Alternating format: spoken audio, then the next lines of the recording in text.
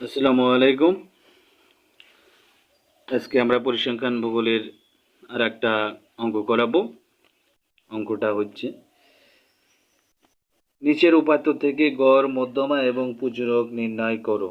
নিচের উপাত্ত থেকে গড়, মধ্যমা এবং পূজক নির্ণয় করো।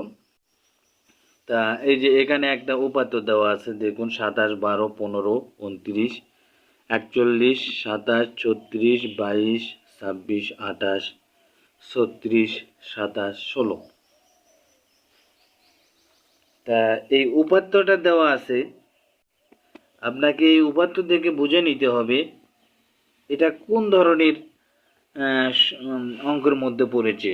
বিন্যস্ত উপাত্ত না অবিন্যস্ত না বিক্ষিপ্ত। তা দেখুন আমরা উপাত্ত দেখে বুঝে নেব, এটা অবিন্যস্ত উপাত্ত। অবিন্যস্ত উপাত্ত এভাবে এলোমেলো ভাবে দেওয়া থাকবে, কোনো শ্রেণীবিন্যাস আকারে থাকবে না। তা আমরা দেখুন সমাধানে বুঝে দেব, এটা হচ্ছে এলোমেলোভাবে দেওয়া আছে, যার কারণে অবিন্যস্ত উপাত্ত। সমাধান আমরা জানি গড় এক্স বার সমান, অবিন্যস্ত উপাত্তের সূত্র হচ্ছে সামেশন, দেখুন সামেশন এক্স ডিভাইডেড এন। গড় এক্স বার সমান সামেশন এক্স ডিভাইডেড এন। এই যে সূত্রটা আমরা দেখে দিচ্ছি, অবিন্যস্ত উপাত্তের সূত্রটা। এই যে দেখুন গড়ের ভেতর আছে, গড়ের ভেতর এই যে গাণিতিক গড়ের ভেতর এই যে গড় এক্স বার সমান, দেখুন এক্স বার সমান সামেশন এক্স ডিভাইডেড এন। এটা হচ্ছে অবিন্যস্ত এবং বিক্ষিপ্ত দুই উপাত্তেই এটা ব্যবহার হয়ে থাকে। ঠিক আছে, তাহলে চলুন আমরা অঙ্কে দেখি। দেখুন আমরা উপাত্তগুলোকে কিন্তু সাজায় যোগ করে দিলাম। 27 যোগ 12 যোগ 25 যোগ 29, 41 যোগ 27 যোগ 36 যোগ 22 যোগ 26 যোগ 28 যোগ 36 যোগ তারপরে 27 যোগ 16। ঠিক আছে, এখানে আমাদের সংখ্যা আছে, দেখুন কয়টা। আমরা এই নাম্বারটা বের করে নেব। আমরা কিন্তু এই উপাত্ত করতে গেলে কোনো সারণী প্রস্তুত করতে হয় নাই, কোনো সারণী প্রস্তুত করি নাই, তাই আমরা এর নাম্বার গুনবো। দেখুন এই যে সূত্র মাফিক আমরা এই নিচে নাম্বারটা বের করে নিব, গণসংখ্যার নাম্বারটা এবং সামেশন এক্স এর মান। তো আমরা এটাই পেলাম, এটা যোগ করে দিলে সামেশন এক্স এর মান পাবো। তো নাম্বার 1, 2, 3, 4, 5, 6, 7, 8, 9, 10, 11, 12, 13। এখানে 13টা সংখ্যা রয়েছে, তাই গণসংখ্যার মান হলো আমাদের নিচে 13। এই যে দেখুন গণসংখ্যার নিচে আমরা কত লিখলাম, 13 লিখলাম। নিচে যখন আমরা 13 লিখলাম, তাহলে এগুলো যোগ করে দিলে, উপকার সংখ্যাগুলো যোগ করে দিলে আমাদের 352 এসে দাঁড়ায়। আমাদের রেজাল্ট এসে দাঁড়ায় 352 এবং গণসংখ্যার মান 13। এই যে নিচে আমরা 13 লিখলাম। 352 যদি আমরা 13 দিয়ে ভাগ দিই, তাহলে দেখুন আমাদের কত দাঁড়ায়। আমরা একটু ভাগ দিয়ে দেখে দিই আপনাদেরকে। এই যে দেখুন 352 ভাগ 13, 27.07।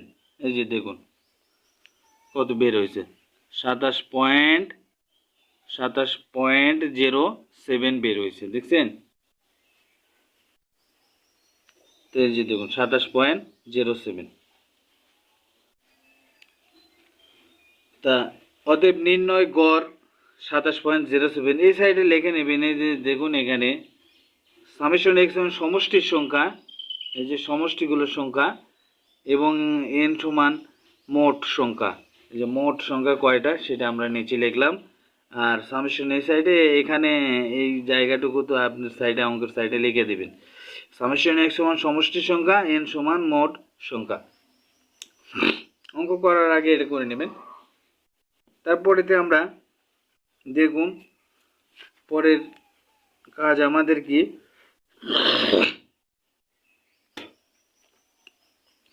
উপাত্তগুলাকে মানের ঊর্ধ্বক্রম অনুসারে সাজিয়ে পাই। উপাত্তগুলোকে মানের ঊর্ধ্বক্রম অনুসারে সাজিয়ে পাই। মানের ঊর্ধ্বক্রম অনুসারে বোঝেন তো, ছোট থেকে বড় আমরা সাজিয়ে যাব। এই যে উপাত্তগুলো এখানে দেওয়া আছে, এটাকে আমরা মানের ঊর্ধ্বক্রম অনুসারে সাজিয়ে নেব। দেখুন ছোট কি আছে, এই যে 12, আমরা সর্বপ্রথমে 12 নিলাম, মানের ঊর্ধ্বক্রম অনুসারে সাজিয়ে নিচ্ছি। 12, 16, 22, তারপরে দেখুন 25, 26, 27, 27, 27, 28, 29, 36, 34, 41 মানের ঊর্ধ্বক্রম অনুসারে সাজিয়ে নিলাম। এখানে দেখুন মধ্যমা আমরা বের করব। যে মধ্যমা আমরা বের করব, দেখুন মধ্যমা আমরা বের করব। মধ্যমার সূত্রটা আমাদেরকে আগে নিতে হবে। এই যে দেখুন অবিন্যস্ত উপাত্তের সূত্রটা এখানে মধ্যমার ক্ষেত্রে কোনটা দাঁড়াবে সেটা আমরা সূত্র থেকে দেখে দিই। এই যে দেখুন এখানে এসে এই যে সূত্রের টেবিলে এসে তরঙ্গ গড় বরাবর এসে দেখুন অবিন্যস্ত, এই যে হচ্ছে অবিন্যস্ত উপাত্ত। অবিন্যস্ত উপাত্তর সূত্র এই যে দেখুন m সমান n প্লাস, দেখেন n প্লাস 1 তম পদের মান, 1 তম পদের মান n সমান বিজোড়, n সমান বিজোড়, ঠিক আছে।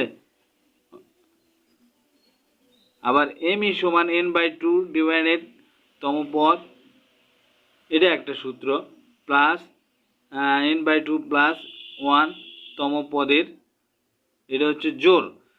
তো আমরা এখানে দেখুন কোন সূত্রটা ফেলে দিয়েছি।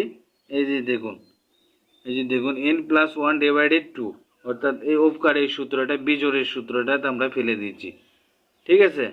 মানে বিজোড়ের সূত্র এখানে সংখ্যা কিন্তু 13টা কিন্তু সংখ্যা, বিজোড়ের সূত্রটা আমরা ফেলে দিয়েছি।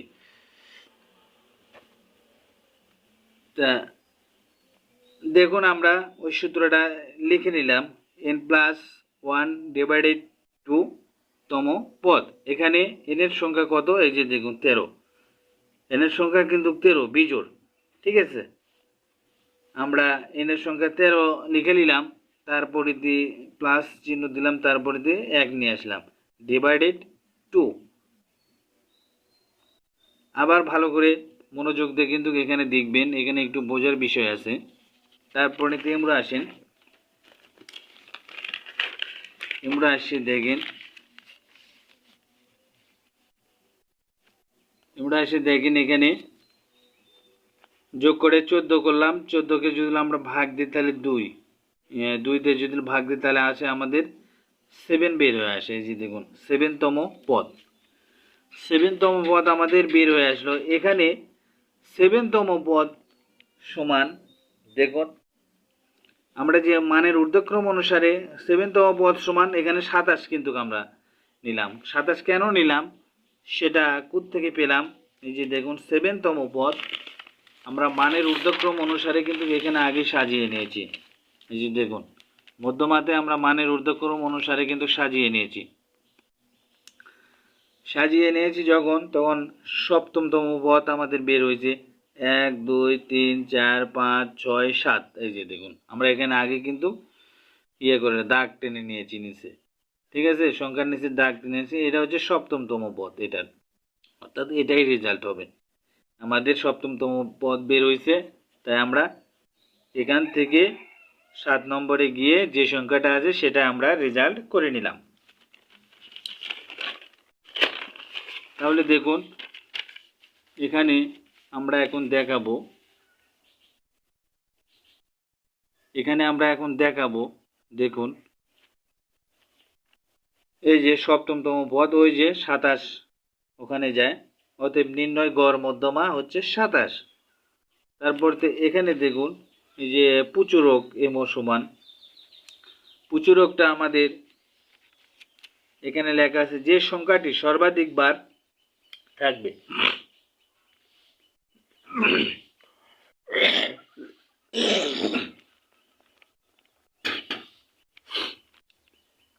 এখানে লেখা আছে যে সংখ্যাটি সর্বাধিক বার থাকবে, ঠিক আছে, যে সংখ্যাটি সর্বাধিক বার থাকবে বা আছে সেই সংখ্যাটি হবে পুচুরক।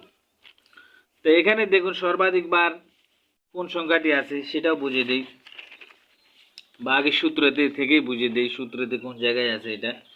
এই দেখুন আমরা লিখে নিই, যে সংখ্যাটি উপাত্তে সর্বাধিক বার থাকবে সেটাই হবে কি, এই যে প্রচুরক, প্রচুরক দেখে নিন, সেটাই হবে প্রচুরক বা মোড।